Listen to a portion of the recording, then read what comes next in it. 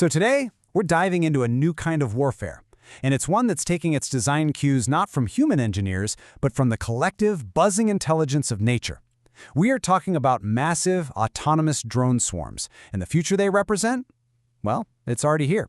This whole thing really starts with a classic military problem. What do you do when your adversary can just flat out outnumber you? Well, facing this exact challenge, the U.S. Department of Defense is betting big on a pretty radical new solution to try and level the playing field. And that solution, it has a name, the Replicator Initiative. Now, this isn't just about building a few better drones. No, this is a fundamental shift in military strategy.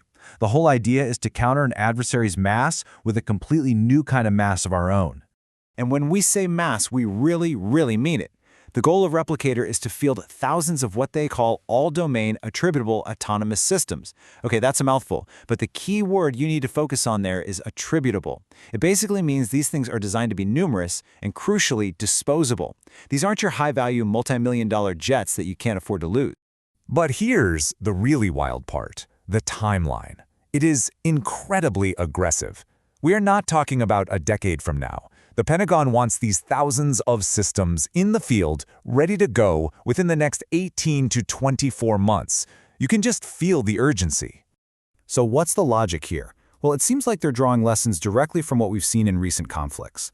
See, instead of putting all your eggs in one very expensive basket, like a $100 million fighter jet, you spread that power across, say, 1,000 cheap drones.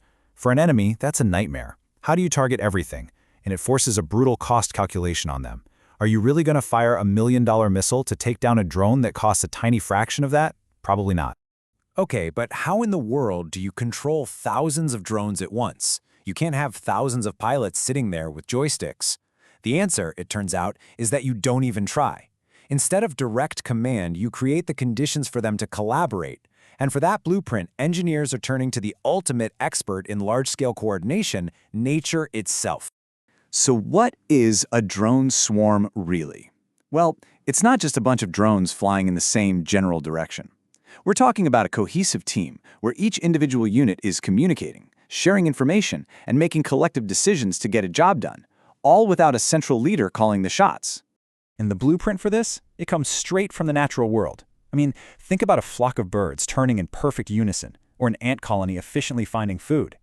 There's no general ant giving orders. Instead, this incredibly complex, intelligent group behavior just emerges from every individual following a few very simple local rules.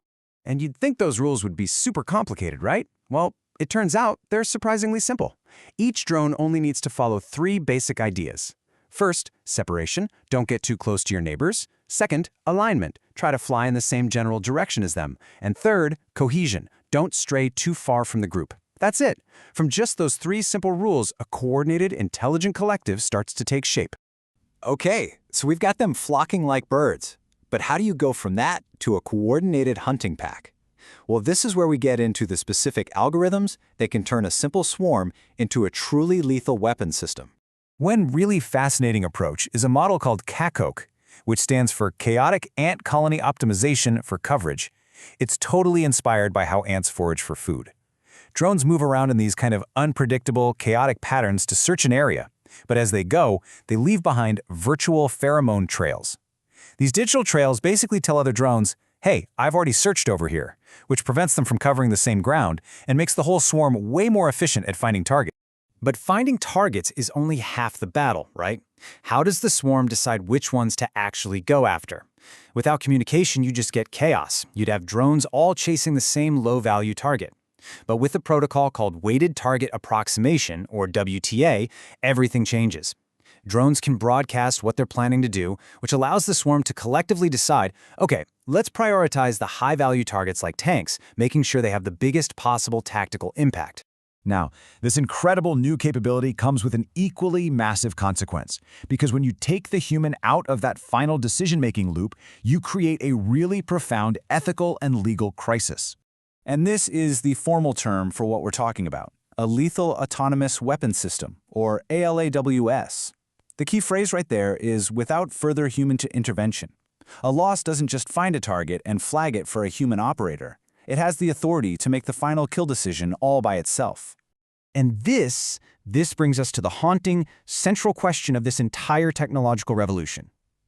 If an autonomous swarm makes a mistake, if it targets a hospital or a school or a group of civilians, who is held responsible? The problem is, there's no easy answer here. I mean, who do you blame? Is it the programmer who might have unknowingly written a fatal flaw into the code? Is it the commander who deployed a system they couldn't fully predict, the manufacturer? Or do we blame the machine itself, which has no sense of morality? This is what experts call the accountability gap. And the human element here is just full of risk, too. There's a known psychological effect called automation bias, where we humans tend to place way too much confidence in what the machine is telling us.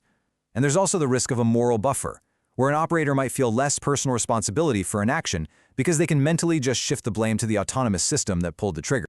So what do we do? How do we even begin to navigate this legal and ethical minefield? Well, researchers and legal scholars are grappling with this question right now, and they're proposing new frameworks to try and close that accountability gap. One of the big ideas being discussed is a new legal concept called war torts. The thinking here is that instead of trying to find a single person to blame, the approach would be more like corporate liability for a faulty product. Basically, the state that chose to deploy this inherently unpredictable technology would be held responsible for the damages it causes, no matter what a single person intended. You know, at the heart of this whole debate is the idea of meaningful human control. The ideal, of course, is that a human is always in the loop, able to understand what's happening and step in. But the reality is that modern war is moving at machine speed, way too fast for human reaction times, and this is pushing us faster and faster towards a future where the human is taken completely out of the loop. And that leaves us with the ultimate question. As we build these systems that can see, decide, and act faster than any human possibly can, what role is left for human judgment, for morality, and for conscience on the algorithmic battlefield of the future? That's what we've got for this explainer. If you want to keep up with the insane pace of artificial intelligence and how it's affecting all of us, seriously, be sure to subscribe for more deep dives just like this one. And if you really want to get into the nitty-gritty, the technical details, you should absolutely visit the YouTube channel Ian Ochieng AI. That's Ochieng. He has these fantastic, really comprehensive tutorials and hands-on guides that give you a much deeper insight into these AI concepts. Thanks for joining us.